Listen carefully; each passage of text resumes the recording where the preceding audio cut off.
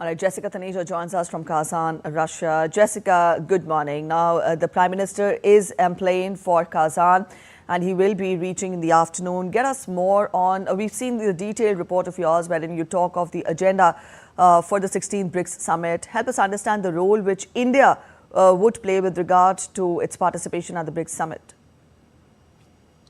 That's correct. The BRICS Summit here in Kazan will be very crucial, Preeti, with the way you look at the geopolitical situation and also quite a lot of regional issues. But with the Prime Minister's arrival today, expect a reception at the hotel here in Kazan. There's an Indian community event where the diaspora eagerly awaits to meet with the Prime Minister every time he arrives in Russia or anywhere in any part of the world. So we would see the engagement with the community today, and later in the evening, of course, there's a bilateral meeting with Russian President Vladimir Putin as well to take stock of what all the two leaders had discussed and decided and were prioritizing in their last visit. You recall in July when the team met. As far as the BRICS Summit is concerned, the agenda, as you mentioned in that report, is pretty clear. It is to look into the security cooperation between various other regions and also expect partner countries to be announced at this BRICS Summit, something very crucial.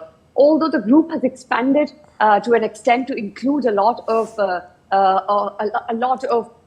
players from West Asia, which could add a lot of weight to the BRICS Summit, seen as a grouping which could, if not challenge, but present a very strong and fortified front when it comes to the existing order established by the G7 post-World War. Now the BRICS countries, ever since the inception of BRICS, the movement for reform has been quite strong, and expect that to come up in this summit as well, and what these countries decide in terms of how their trade cooperation can be enhanced. That would particularly be the focus, and also looking at a financial system, not so much focus particularly on de-dollarization, if any. To what extent are we looking at de-dollarization, wherein the use of local currencies would certainly gain momentum.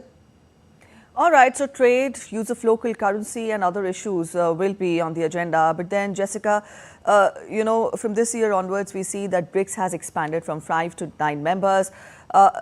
Get us more on what do these new countries, new members bring to the table? How significant is this?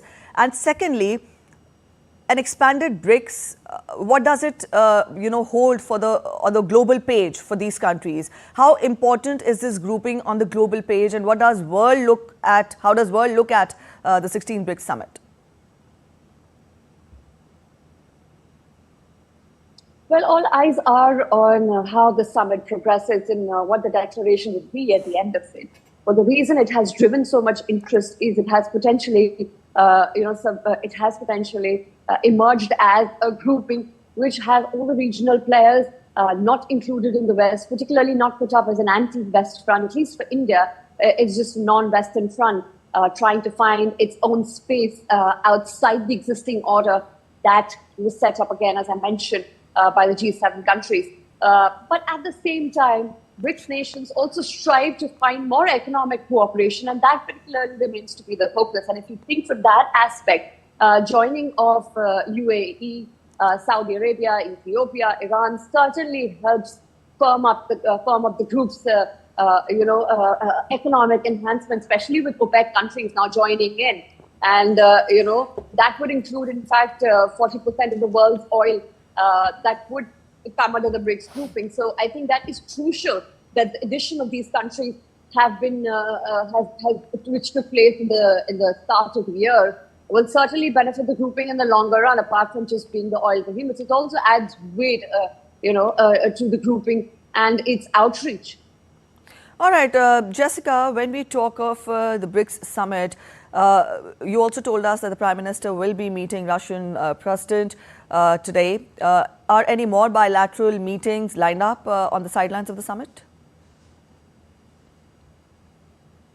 Well, today we will get to understand, Preeti, as to how many meetings will take between the Prime Minister and the BRICS leaders.